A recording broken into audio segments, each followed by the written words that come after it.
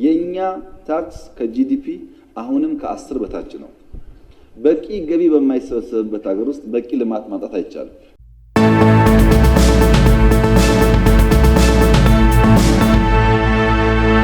ኢትዮጵያ ውስጥ ያለው እድገት የሚታይ ስለሆነ ልማቱ ምንም አስረጃ አያስፈልገውም። የመጣ ሰው ሁሉ የሚናገረው ስለሆነ እናንተ በየቀኑ ስለምትኖሩበት ላይታወቃችሁ ይችላል። የመጣ ሰው ሁሉ ምን ተፈጠረ? ነዳጅ አግኝታችሁ ነው ወይ? ገንዘቡ ከየት መጣ? ማን ረዳችሁ? መቼም ትችላላችሁ ሰራችሁት ማለት ኃጢአት ስለሆነ ከጀርባችሁ ማን አለ የሚል ጥያቄ ሁሌ ይነሳል ማለት ነው። ማን ዲዛይን አደረገው? ማን ፋይናንስ አደረገው የሚል ጥያቄ ሁሌም አለ። ምን ማለት ነው? አንተ አትችልም፣ ሰንበዲ እያገዘህ ነው። ስራውን መካድ ስለማይቻል ባለቤቱን ነው መቀየር የሚሞከረው። ይሄ በተጨባጭ እየታየ ያለ ለውጥ ነው። የተከበረው ምክር ቤት ቢያዩ ጥሩ የሚሆነው የኛ ገቢ ካለን ጂዲፒ አንጻር በጣም አነስተኛ ነው። አፍሪካ ውስጥ ከጂዲፒያቸው እስከ 30% የሚሰበስቡ ሀገራት አሉ። እነሱ ከፍተኛ ደረጃ ያሉ ናቸው። እንደነ ሞሮኮ ያሉ 30% ይሰበስባሉ።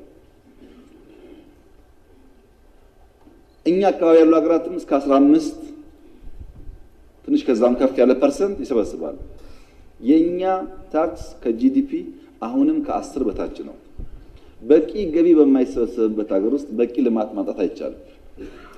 እና ታክስ ላይ ሪፎርም ያስፈልጋል፣ ስራ ያስፈልጋል የሚለውን ሁላችንም በጋራ ብንይዝ የኢትዮጵያም ሕዝብ በበቂ ደረጃ ታክስ እየተከፈለ እንዳልሆነ ተገንዝቦ ሪፎርሞች ላይ ቢተባበር መልካም ነው። ቶሎ ሰብስበን አልምተን መውጣት ካልቻል መስተቀር አይሆንም። አውሮፓ ውስጥ ለምሳሌ ፈረንሳይን ብንወስድ 45% ታክስ ያስባሉ ከጂዲፒያቸው።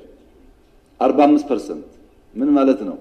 እኛ ከ8 ትሪሊየን በላይ ጂዲፒ ያለን በብር አሁን 45% ማለት 3.78 ትሪሊየን ብር በአመት እንሰበስባለን ማለት ነው በእነሱ ሂሳብ። እኛ ግን ታውቃላችሁ ያለንበት ማድረግ ያለበትና ስራ የሚፈልግ ሴክተር አንዱ የገቢን አቅም በጂዲፒው ልክ ማሳደግ ማሻሻል ላይ ስራ ይፈልጋል። ኤክስፖርትን በሚመለከት ከሸቀጦችና አገልግሎት አምና 10.7 ቢሊዮን ዶላር ነው ያገኘነው በግማሽ ዓመት። ዘንድሮ ወደ የአምስት ወር ነው ያለኝ ዳታ ወደ 4.5 ቢሊዮን አግኝተናል። ከአምናው አያንስም የሚል ግምት ነው ያለው።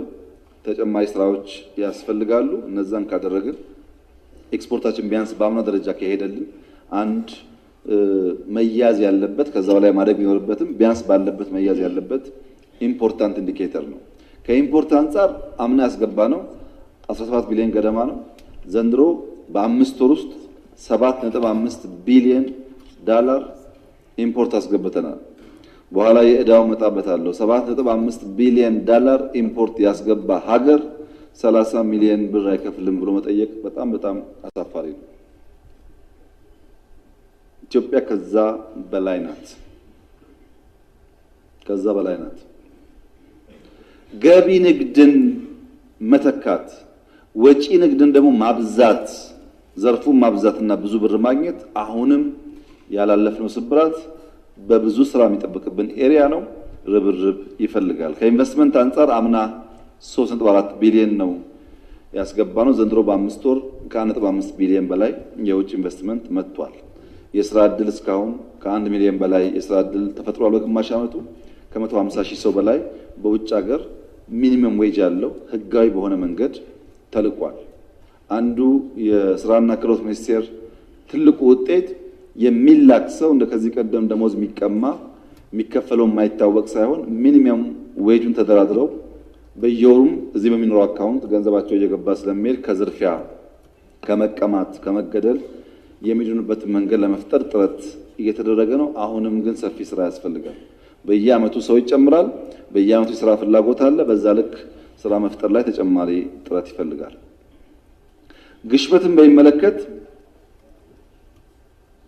ኢንፍሌሽን የብዙ ስብራቶች ድምር ውጤት ነው። ፕራይመሪሊ በምንፈልገው ልክ ማምረት አለመቻላችን ነው ችግር የሚያመጣው።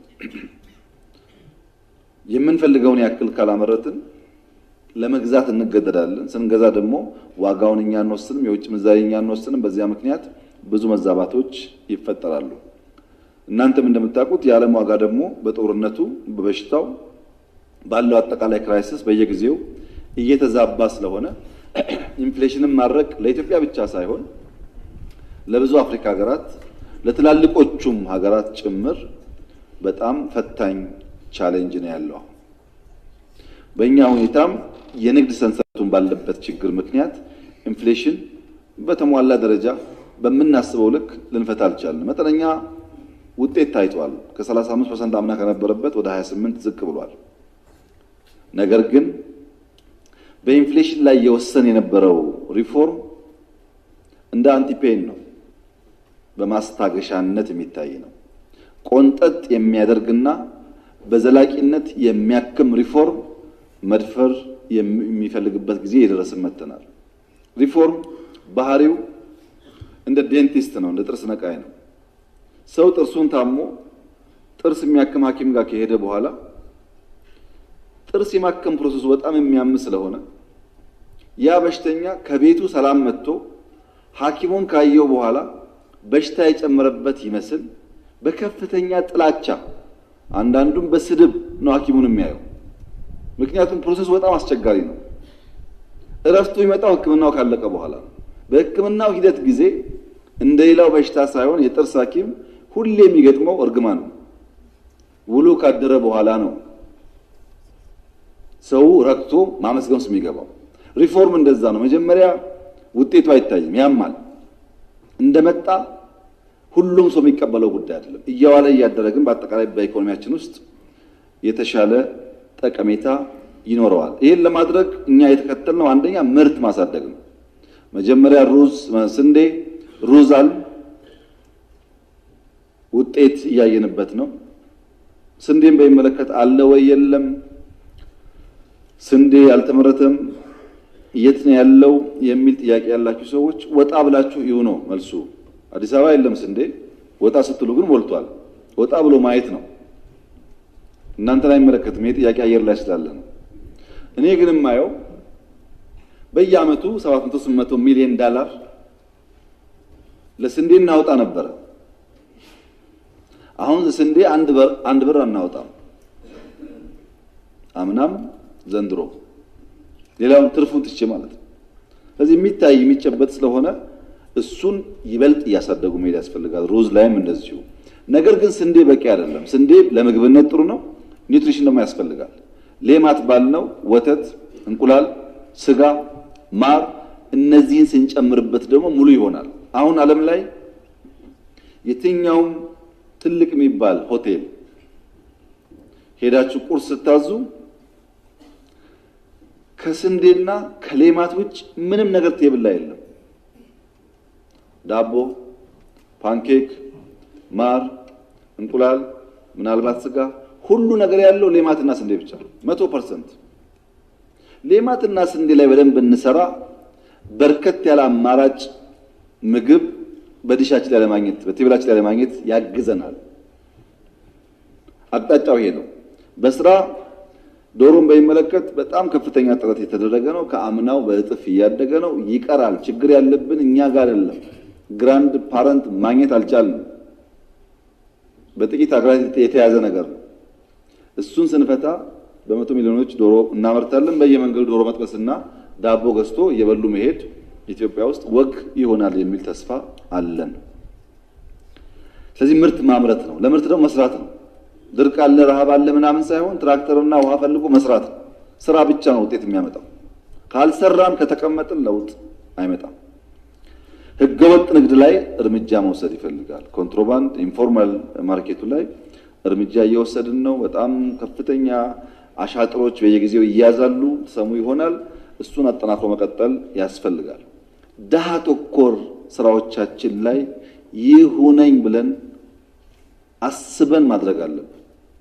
የደሃ ቤት መስራት፣ ምግብ ማጋራት፣ ተማሪ መመገብ፣ ደሃ መመገብ የሚባል ነገር ብዙ እጅ አጠር ሰዎች ባሉበት ሀገር ውስጥ እንደዛ አይነት ስራ የሰራን ካልሄድን በራሱ ጊዜ ማርኬቱ ብቻ ዲተርም እንዲያደርግ ከወሰን ብዙ ሰው ስለሚጎዳ ያንን ባህል እያጠናከርን መሄድ ይኖርብናል።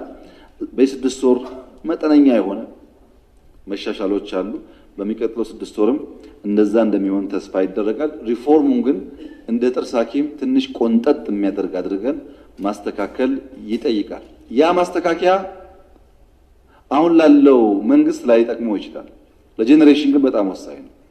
እንደዛ አድርገን ሪፎርሞች ጠበቅ አድርገን ከሄድን ምናልባት አሁን ስብራቶቻችን ብለን የምንቸገርባቸው ጉዳዮች በተወሰነ ደረጃ እልባት ሊያገኙ ይችላሉ የሚል ተስፋ አለ። ዕዳን በሚመለከት መቼም የዚህ ለውጥ መንግስት ትልቁ ሰክሰስ የሚያኮራ ድል ካለ ዕዳ ላይ ያለን አቋም ነው። በነገራችን ላይ ኢትዮጵያ ስትበደር የነበረው ብድር እና ለኛ ስብራት ሆኖ ያስቸገረን ብድር እኮ አይደለም፣ አራጣ ነው። ኮሜርሻል ሎን ማለት አራጣ ማለት ነው።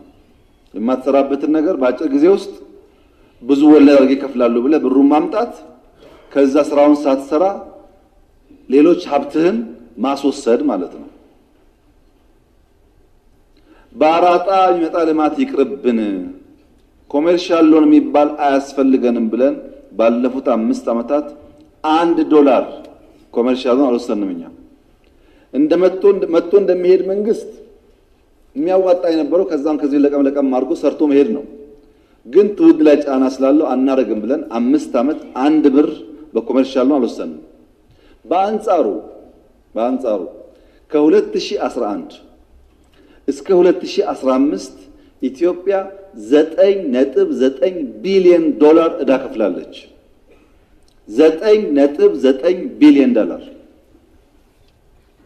ኢማጂን $1 ኮመርሻል ሎን ሳንወስድ $9.9 ቢሊዮን ከፍለን የምንሰራቸውን ልማቶች አስቡት።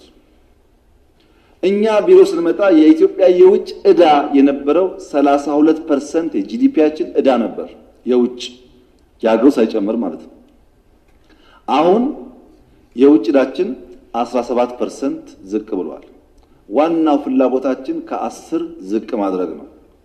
የጂዲፒያቸውን 100% ዕዳ ያለባቸው ሀገራት እኮ አሉ፣ ትላልቅ ሀገራት 100%። የኛ ዓላማ ግን ከ10% ማውረድ ነው። ከ32 17 ደርሰናል። በሚቀጥሉት ዓመታት ዝቅ እናደርገዋለን የሚል ግምት አለ። ዕዳ በመክፈል ነው የምንኩራራው። ትልቁ ስራ የሰራ ነው ኮመርሻል ሎን ባለመውሰድና የነበረውን የዕዳ ስብራት ከዚህም ከዛም ተወሳስዶ የነበረውን ገንዘብ መክፈል ላይ ነው። ይሄን እያደረግን ግን ለዓለም መንግስታት ይሄ ዕዳ አግባብነት የለውም፣ ችግር አለበት፣ ዕዳችሁን ተመልከቱ የሚለውን ኢትዮጵያም በጣም ብዙ አፍሪካ ሀገራትን በየአደባባዩ ጮሁ ነበር።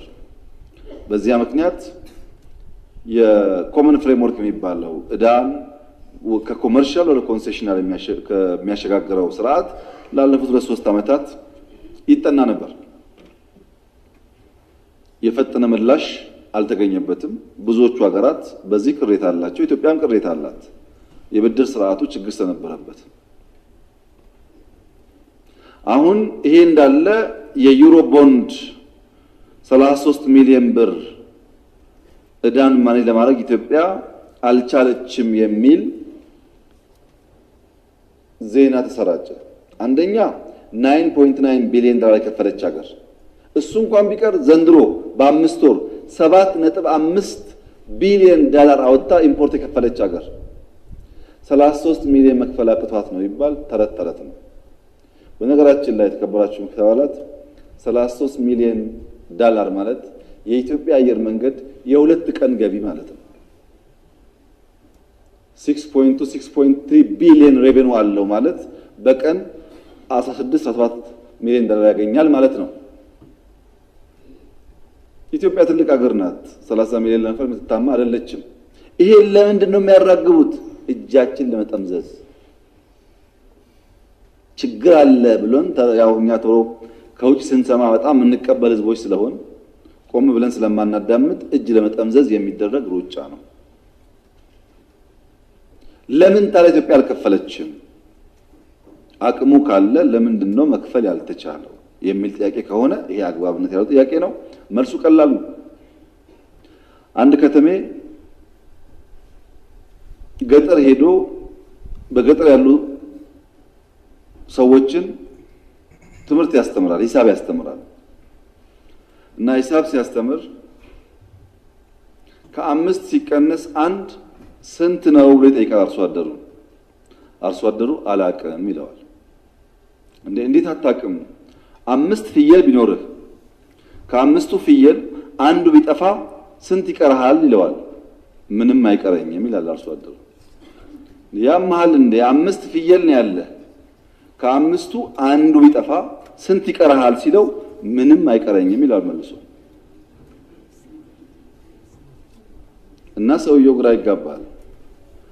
አርሶ አደሩ ምን መሰለ ልጅ፣ አንተ ሂሳብ ታውቃለህ፣ አንተ ቁጥር ታውቃለህ፣ እኔ ደግሞ ስለ ፍየል አውቃለሁ። አምስት ፍየል ቢኖርህና አንዱ ቢጠፋ አራቱም ይከተለዋል እንጂ አይቀሩልህም፣ አንዱም አይቀርልህም።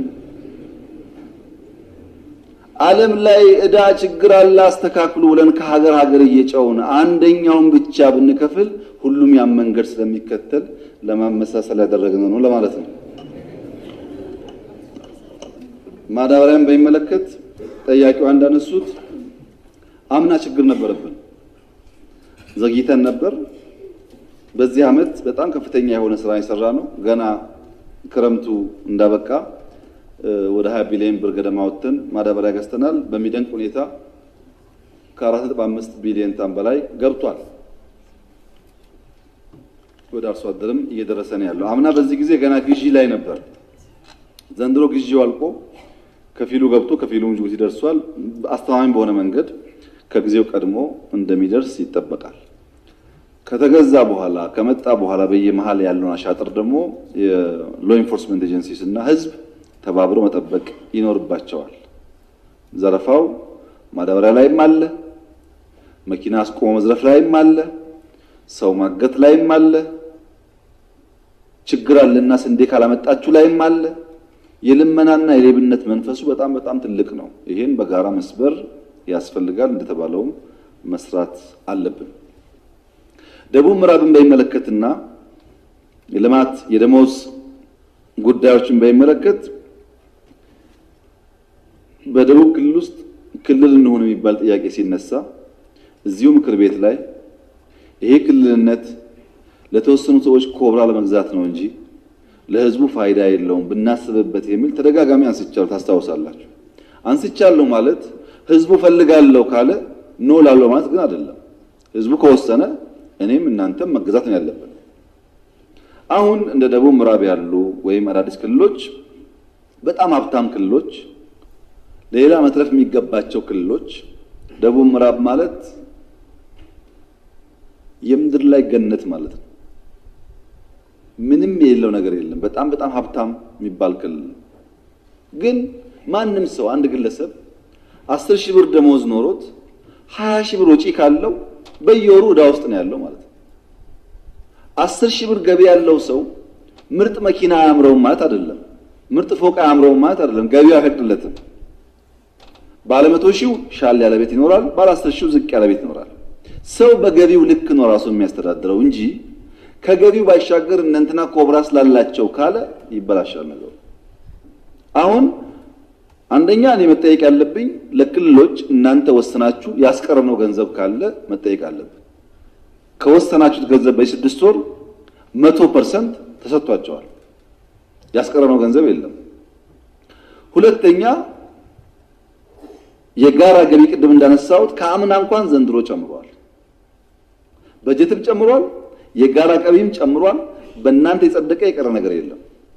ታዲያ ኬት አመጣለሁ? ለብቻ እኮ ብር አስቀምጥና አንዳንዶች ሲቸግራቸው ቆንጠር እያረክ ስጠላላችሁኝ እናንተ ኬት ይመጣል? አሁን እኔ ዓለም ላይ ሄጄ በጀት ቸግሮኛልና ብር ካላመጣችሁ ብላችሁ ማን ይሰጠኛል? ራስን ቻል ነው። ምራበው እኮ ችግርተኛ ስለሆንኩ ነው። ሰው ለምሳሌ ደቡብ ምዕራብ ኢንካሙ ገቢው አነስተኛ ከሆነ ዞን የሚባል ነገር ትቶ ክልልና ወረዳ ይሆናል ማለት ነው። በራሱ ሁኔታ በኋላ ሀብት ሲያገኝ ሊጨምር ይችላል። ኦሮሚያ ዞን ስላለ አማራ ዞን ስላለ ዞን በዞን አደርጋለሁ ካለና ኮብራ ከገዛ ግን ሰው ይቸገራል ማለት ነው። ይሄን የክልሉ አመራሮች ይገነዘባሉ ብዬ ተስፋ አደርጋለሁ። ህዝቡ መገንዘብ አለበት። ኢትዮጵያ ባላት አቅምና እናንተ በወሰናችሁት ብቻ ነው እኛ የምናስተዳድረው። እኛ ማስተዳደር እንጂ መወሰን አንችልም። ከአንዱ ክልል አንድ ክልል ፌዴሬሽን ከወሰነው ቀመር ባሻገር መጨመርም መቀነስም አንችልም። ያም ሆኖ ግን ደቡብ ምዕራብ የልማት ጥያቄ የተባለው ደቡብ ምዕራብ ማለት እኮ ኮይሻ ያለበት ማለት ነው። ደቡብ ምዕራብ እኮ አላላኬላ ያለበት ማለት ነው። ጨበራ ጩርጩራ ያለበት ማለት ነው። ደንቢ ያለበት ማለት ነው። ካሉት የደቡብ ክልሎች እንደ ደቡብ ምዕራብ ትላልቅ ልማት ያለበት የለም። ማዕከላዊ ኢትዮጵያ ቢጠይቅ ይገባዋል። ይሄ ማለት የፌዴራል መንግስት አቅም ሲኖረውና ሲችል አያግዝም ማለት ሳይሆን ክልሎች ግን የምንጠይቀው ያለን ሪሶርስ መሆኑን አውቀን በዚያ ልክ ወደ ልማት መግባት ይኖርብናል። ያ ካልሆነ እንቸገራለን። የፌዴራል መንግስት የተለየ ኢንካም ስለሌለው ሊያከፋፍል ይቸገራል የሚለውን መገንዘቡ ጠቃሚ ይመስለኛል። ህገወጥ ፋይናንስ በጣም ትልቅ ችግር ነው። የህግ ማዕቀፍ ላይ ሰፊ ስራ ተሰርቷል። ቴክኖሎጂ ላይ ተቋሙ ላይ ሪፎርም ተካሂዷል። ትብብር ከብዙ ሀገራት ጋር ተደርጓል። አሁንም ገንዘብ በህገወጥ መንገድ ይንቀሳቀሳል። የተከበረው ምክር ቤት ከዚህ ቀደም እንዳነሳሁት በድጋሚ እንዲገነዘብ የምፈልገው ነገር የኢትዮጵያ መንግስት አሁን ያለው መንግስት እንደ መንግስት በተቀናጀ መንገድ በሆነ ክልል ልማት ማህበር በሆነ ክልል ኤንጂኦ በሚል ስም ብር ከኢትዮጵያ አያሸሽም። 100% እርግጠኛ ሆኜ የምነግራችሁ ስቴት ኮራፕሽን የለም። እንደ መንግስት ብር አናሸሽም። ያገኘናትን ስሙኒ ሁሉ እዚህ ልማት ላይ እናውላለን። ለዛ ውጤት የመጣው ሌላ ሚስጥር የለው። ግለሰቦች ግን ባላቸው ኔትወርክ ባላቸው ማዕቀፍ ብዙ ጥፋት እያደረጉ ነው። አልቆመም። ይሄን ለመከላከል ተጨማሪ ስራ ተጨማሪ ጥረት ማድረግ ይኖርብናል። ትብብር የሚባለው ነገር እኔ እስካሁን ቢሮ በቆየሁበት ጊዜ ያገኘሁት ልምድ ዓለም ስለ ኮራፕሽን ዲፋይን ሲያደርግ አፍሪካ እንዴት ኮራፕት እንደሆነች ሲናገር ኮራፕሽን እንዴት ጸረ ልማት እንደሆነ ሲናገር እንጂ ከኮራፕሽን ጋር አልተባበርም ሲል አይቻላል። የሚሰረቀው ገንዘብ ሁሉ እኮ የሚሄደው እዛ ነው። ቲዮሪው ነው እንጂ የተነገረን በተግባር ትብብር ነው ያለው እንጂ ከኢትዮጵያ የተወሰደው ገንዘብ የትኛውም ዓለም ቢኖር ይታወቃል። ይሄ የሌብነት ገንዘብ ነው ብሎ መመለስ ይቻል ነበር። ግን ሐሳብ እንጂ ተግባር ስላልሆነ ትብብሩ እምብዛም ውጤት ያመጣ አይደለም እስካሁን ባለው ሁኔታ። ፕሮጀክቶች በሚመለከት የተነሳው ጥያቄ ያ ፕሮጀክት አንድ ሀገር የምትለወጠው የምትበለጽገው በፕሮጀክት ነው። ሀገር ማለት የፕሮጀክቶች ድምር ማለት ነው። ፕሮግራም የሚሆነው ፕሮጀክት ሲደመር ነው።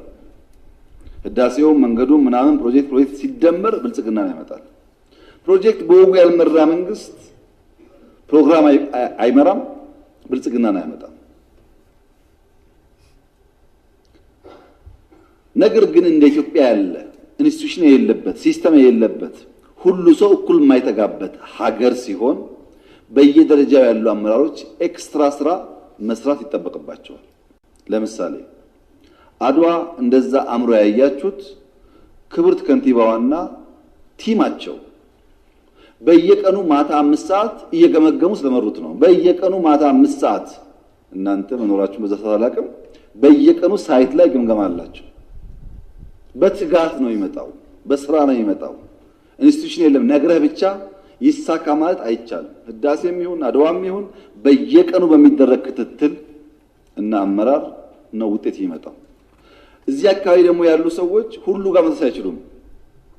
በየደረጃ ያለ አመራር በወረዳም በዞንም በክልልም ያንን ባህሪ ተላብሶ ስራን በየለቱ የሚከታተል መሆን አለበት።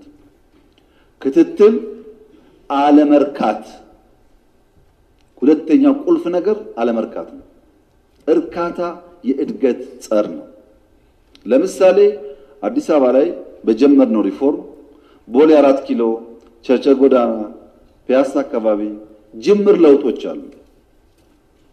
ለከተማው አመራሮች እንደነገርኳቸው ይሄ ስራ የዛሬ ወር 2 ወር ካለቀ በሚቀጥለው 2-3 ወር መነጋገር ያለብን ከሳር ቤት ጎተራ ወሎ ሰፈር ከቦሌ መገናኛ